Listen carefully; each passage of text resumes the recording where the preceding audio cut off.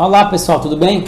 Vamos iniciar agora a nossa aula de interpretação textual, capítulo 7, texto, contexto e suas relações contextuais, tudo bem?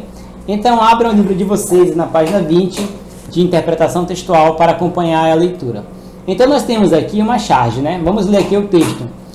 Cuidado com o aquecimento global, ajude o meio ambiente, utilizem fontes de energia e combustível mais limpas. Então observamos que na imagem, aqui nesse texto nós temos uma linguagem verbal e uma linguagem não verbal. Na linguagem verbal nós observamos que é solicitado que as pessoas utilizem o quê? Fonte de energia e combustível mais limpas, né? Só que o carro a qual traz essa mensagem está poluindo o meio ambiente. Então isso aqui é um paradoxo, né, gente? É um paradoxo. E aqui há uma questão de contexto, né? Um contexto relacionado a isso. Só vai entender que o carro está fazendo algo errado, aqui há um paradoxo, se você entender que o combustível, por exemplo, está poluindo o meio ambiente. Então, para todo tipo de texto, haverá o que? Um contexto e uma relação sobre isso. Tudo bem? Então vamos lá. Durante muito tempo, aconteceu que os teóricos, os linguistas acreditavam que texto seria apenas uma relação de palavras e sentenças e orações e períodos que iam determinar alguns valores. Mas não. Hoje sabe-se que qualquer manifestação do discurso que se veicula por meio de linguagem verbal, não verbal ou por ambas, como nós vimos aqui, isso aí na verdade é um texto, beleza? Isso aí sim vai ser um texto. Então nessa charge nós podemos identificar que há um paradoxo aqui entre a relação de cuidar do meio ambiente, sendo que o próprio veículo não faz isso. Entendeu? Beleza. Então um texto. Leia o seguinte poema de Oswald de Andrade, Amor, Humor. Então observe que esse texto aqui, olha só, um poema, tem o que? 2 palavras. E o que acontece? Há um contexto para que você possa entender isso aqui. Então, se você pegar uma criança ali do 6º ano, 7º ano, ele não vai entender essa relação de amor e humor, segundo o autor Oswald de Andrade. Você só vai entender isso aqui quando você identificar que esse autor pertence a uma escola literária modernista, que rompe com toda a questão estética de literatura. Por exemplo, se nós pegarmos no romantismo, que é um período anterior, o amor para uma pessoa romântica é descrito de forma muito subjetiva, né? Então veio um texto muito minucioso sobre as formas de amor subjetivo, enquanto aqui não, para o modernista, nesse caso, o amor é algo engraçado, é apenas humor, né? Não preciso fazer um poema, uma poesia com uma métrica, com uma rima, né? Não existe mais isso. Para esse autor, na época que ele escreveu, tudo era poesia, né? Tudo poderia ser forma de poesia, beleza? Assim como nós temos aqui uma imagem, né? Um quadro de quem? Da Tarsila do Amaral, a Baporu. Então nós observamos aqui uma imagem muito desproporcional. Mas qual o contexto que está relacionado a isso? Quando você olha uma imagem como essa aqui, ou como qualquer outro quadro de um artista, você precisa entender o contexto que aquilo foi feito para que você possa ter uma interpretação. Observem aqui, como fala no texto também, depois vocês pausem o vídeo e podem ler, tá? Devagar. Então, olha só, nesse caso aqui nós temos uma pessoa desproporcional, uma cabeça muito pequena, os braços muito longos, pernas longas e os pés também bem grandes. Então isso aqui é uma relação do contexto de trabalho, né? Ao trabalho braçal que as pessoas utilizavam naquela época, que era crítica ao trabalho braçal que existia, né? Nesse caso, nesse período aqui de 1920, nessa época, aqui 28 no caso, nós estávamos entrando onde? No modernismo, né?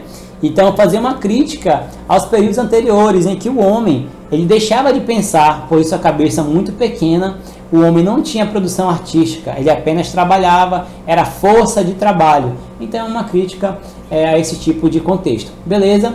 Texto e contexto. Observem aqui nesse caso que no caso anterior, observem só há o texto. Há o texto, mas ele não te explica aqui um contexto de produção, assim como esse. Há um texto e cabe a você, leitor, identificar o contexto pelo ano que foi produzido. Tudo bem?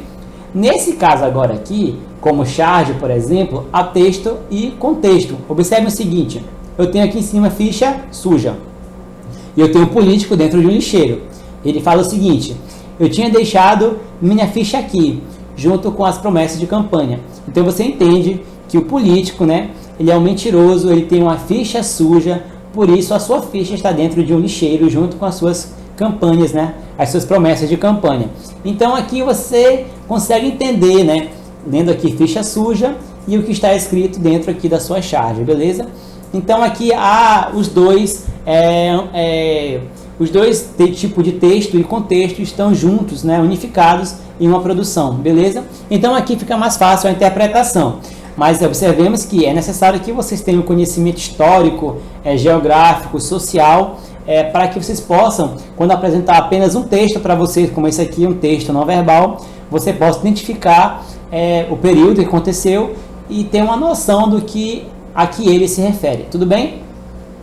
Na página posterior, nós temos o seguinte, uma poesia, né, um poema de Vinícius de Moraes, que ele foi também interpretado por Ney Matogrosso, tá? Que chama-se Rosa de Hiroshima. Então, leiam aqui, ó, pausem o vídeo, leiam aqui o texto e depois continuem, beleza? Bom, já que já pausaram o vídeo, já leram com calma o contexto que se apresenta aqui a Rosa de Hiroshima, observem que aqui há uma relação de contexto com Hiroshima e Nagasaki. Só que Hiroshima, observem que Hiroshima, a cidade japonesa que foi atacada na Segunda Guerra Mundial, né, com a bomba atômica, é com SH. E aqui eu tenho Hiroshima com X. Dentro do meu texto, observem que essas mulheres, olha só, rotas alteradas, pensem nas feridas como rosas cálidas, né? Mas não se esqueçam da rosa de Hiroshima, da rosa hereditária, da rosa radioativa, referência à radiação que existe lá, né? Até os dias de hoje ainda, pessoas que sofrem, né, pela radiação daquela época, que são os filhos, os netos daquelas pessoas ainda possuem ainda radiação ainda no seu corpo, né? Dentro da sua gene ali. Então a rose com cirrose, a anti-rosa atômica, sem cor, sem perfume, sem rosa, sem nada. Então observem que essa poesia faz uma referência contextual à questão lá da cidade de Hiroshima, tudo bem? E alguns teóricos falam que Hiroshima com X quer dizer que esse X aqui, ó, é de tóxico. Então temos aí rosa de Hiroshima, digamos assim, né? Que esse X aqui seria do tóxico, beleza? Então é isso. Dentro do texto eu posso identificar o contexto a que ele se refere. Vamos lá, texto e produção de sentido. Então é o seguinte, aqui eu tenho mais uma imagem, né, verbal e não verbal, e eu tenho fumar não faz parte da sua natureza. E aqui embaixo, 31 de maio, dia do combate ao fumo. E na imagem verbal, não verbal, eu tenho o pulmão, né, aqui desse homem, né, dessa pessoa, aqui como duas árvores, né, seriam duas árvores, e que fumar não faz parte da sua natureza. Então, quando você para de fumar, o contexto disso, né, além de você preservar o seu pulmão, você preserva a natureza também, porque você não emite esse tipo de gases, né? Então seria mais ou menos isso. Então esse aqui é o nosso contexto desse nosso capítulo, né? Capítulo 7. Texto, contexto e relações contextuais. Então a partir da teoria que foi apresentada a vocês, leiam com calma lá aquelas poesias, é muito bonita. E façam agora aqui atividades para a sala, tá? Questões 1, 2, 3, 4 e 5. A partir dessa teoria de que você precisa entender que cada texto há um contexto a qual ele se enquadra, tudo bem? Então é isso aí, pessoal. Muito obrigado e até a próxima. Valeu!